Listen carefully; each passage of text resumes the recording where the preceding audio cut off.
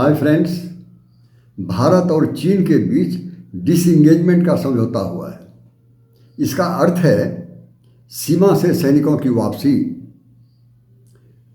चीन और भारत की सेनाएं एक दूसरे के आमने सामने खड़ी है 4.5 साल से। गलवान की जब से खूनी घटना हुई है 70,000 सेनाएं वहाँ पहाड़ी पर खड़ी है, जिस पहाड़ी की ऊंचाई करीब 18,000 फीट है और ठंडक -30 डिग्री सेल्सियस है। वहाँ एक दूसरे के सामने खड़ी है तभी से लेकर आज तक। तो जो भी हो, अभी एक पहल हुई है कि जो टेंशन वहाँ पर है, जो परेशानी है, उसको दूर किया जाए, सेनाओं को सीमा से वापस कर दिया जाए।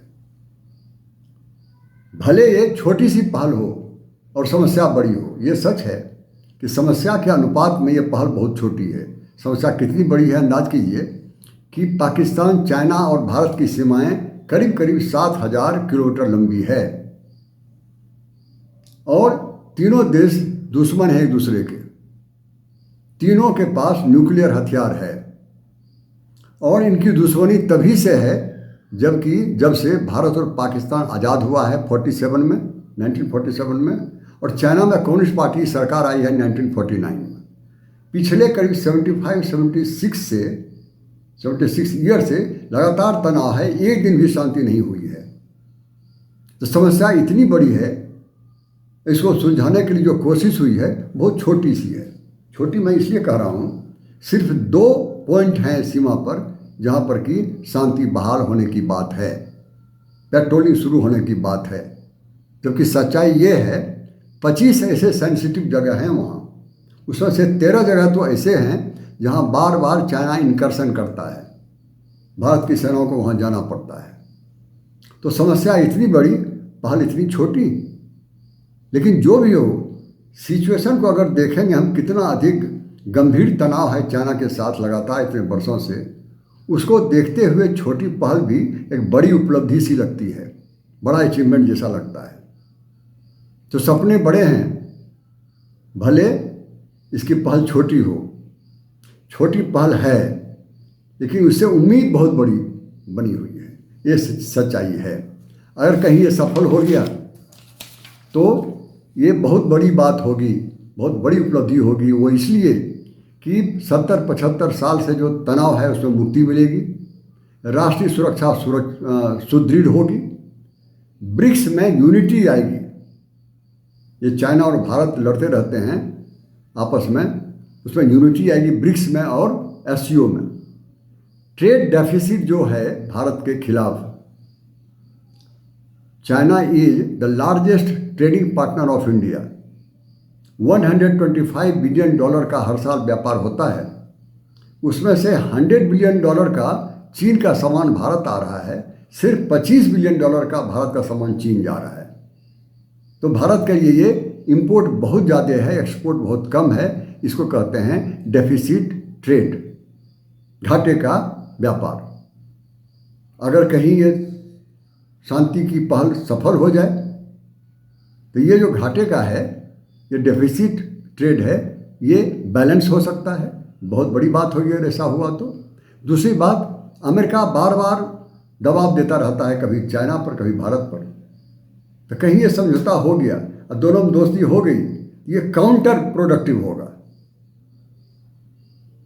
ये काउंटर वेट होगा अमेरिका को दबाव में लाने के लिए।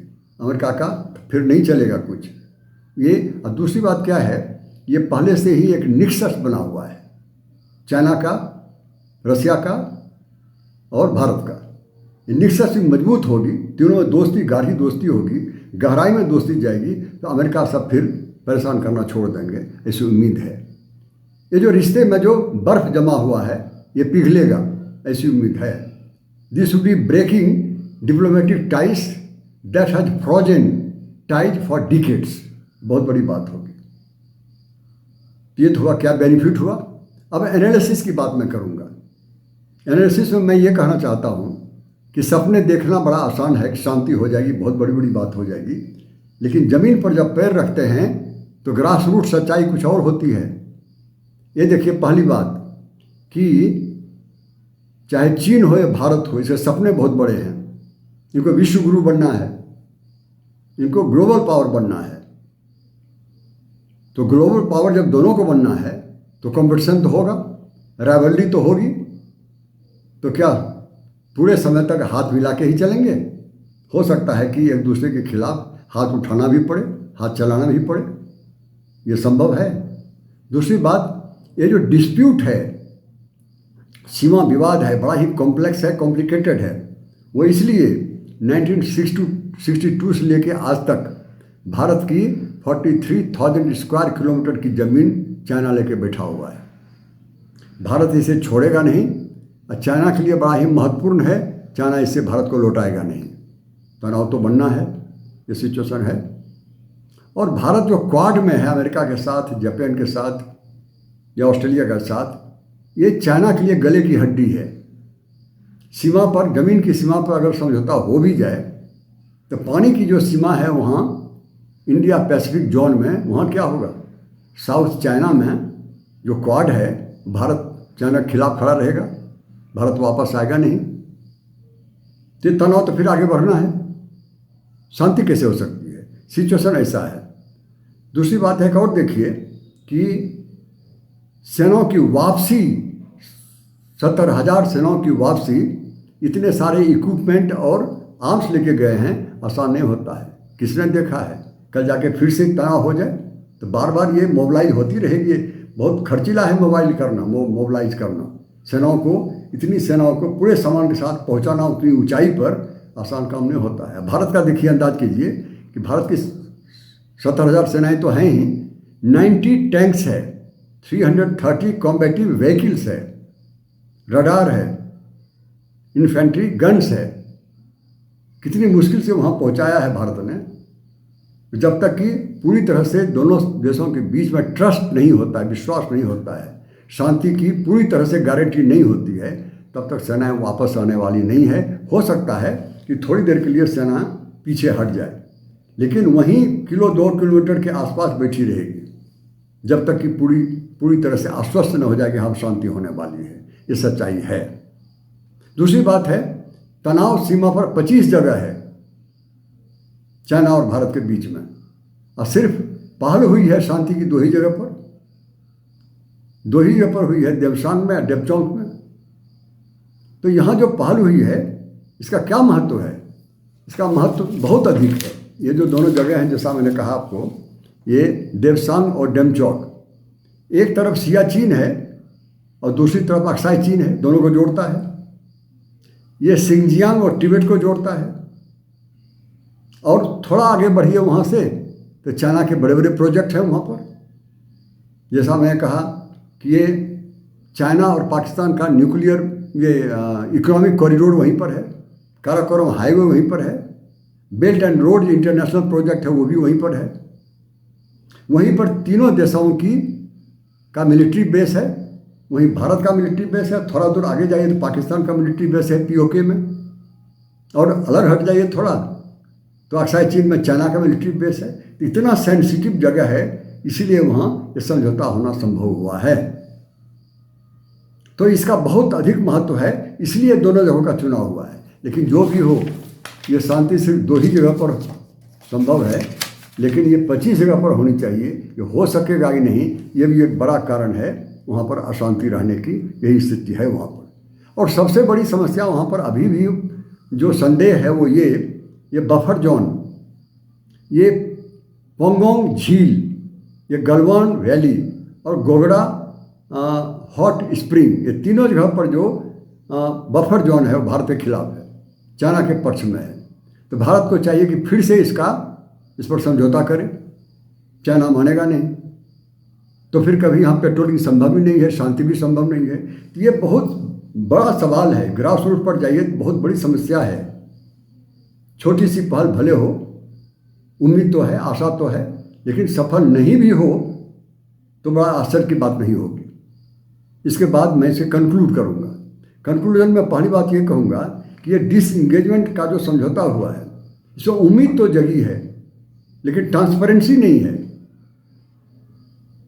ये जो दोनों जगह हैं जहाँ पेट्रोलिंग होना शुरू है, तो क्या ये पेट्रोलिंग चाइना वहीं करेगा जहाँ 2020 के पहले था? इस बीच में चाइना अंदर आ गया है भारत का, क्या उसे छोड़ देगा? तो ट्रांसपेरेंट नहीं, क्या होगा कहना मुश्किल है। दूसरी बात है, चाइना विश्वासघात के लिए जाना जाता है। 1962 में भारत का इतना बड़ा क्षेत्र लेके बैठा है, फिर बार बार क्या करने आता है सीमा पर, अंदाज कीजिए आप। कभी ये सोवियत रूस का दोस्त हुआ करता था, कम्युनिस्ट होने के नाते उसे देर नहीं लगी छोड़ते हुए, और जो सोवियत रसा का दुश्मन अमेरिका है उसके साथ जाके चिपक गया, उसे पूरा फ़ायदा उठाया, उसे भी छोड़ के ट्रेड वॉर शुरू कर दिया। अरे यहाँ तक जो पाकिस्तान छोटा सा मुल्क है, शागिर्द है उसका, नॉर्थ कोरिया, वो भी अब चाइना से हाथ छुड़ाना चाहता है, वो भी अब आंख बंद करना चाहता है, दूर जाना चाहता है चाइना से। तो इतना विश्वासघात करने वाला मुल्क हो तो भारत के साथ आगे भी शांत रहेगा, ये कैसे पता चलेगा? ये मुमकिन नहीं लगता है। दूसरी बात एक और है कि ये जितनी भी परेशानी इनके साथ रही है, उसमें से देखिए ये डिसएंगेजमेंट का जो ये भी समझौता हुआ है, इसमें ये चाइना के अनुसार ये सिर्फ टेक्निकल समझौता है, ये सिंबॉलिक सिर्फ है, ये शॉर्ट टर्म के लिए है। चाइना जिस दिन देखेगा कि हाँ भारत से यूनिटी हो गई ब्रिक्स में और व्यापार बढ़ गया, चाइना के सब स्टैंडर्ड गुड्स भारत के बाज़ार में पहुंच गए, फिर हो सकता है कि मुंह मोड़ ले चाइना, ये बहुत संभव है। इसलिए ज़रूरी है भारत के लिए कि सावधान रहे और मिलिट्री प्रिपेयर्डनेस को तैयार रखे, सेना को तैयार रखे, प्रैग्मेटिक जरूर रहे लेकिन मिलिट्री प्रिपेयर्डनेस से समझौता ना करे। इंडिया जो है ये क्वाड में जरूर रहे, छोड़े नहीं क्वाड को, अमेरिका के साथ जितना क्लोज है उतना रहे, रशिया के साथ भी क्लोज रहे, क्वाड में भी रहे, क्योंकि ये सारे जो क्वाड हैं, अमेरिका है, चाइना है, ये काउंटर वेट है। This is the counter weight to Chinese assertiveness. और देखिए फाइनली जो अभी डिसएंगेजमेंट की जो संधि हुई है, this is fine, but history teaches us to remain very. However this is very significant, it will create trust between the two. शायद दोनों के बीच फिर से विश्वास बन जाए जो 1949 के पहले था, फिर से दोस्त बन जाए, फिर से पॉजिटिव सोचने लगे। इसलिए पॉजिटिव तो सोचना है लेकिन साथ ही साथ तैयार भी रहना है। इन्हीं बातों के साथ मैं अपनी बात समाप्त करता हूँ। Thank you each and every one of you.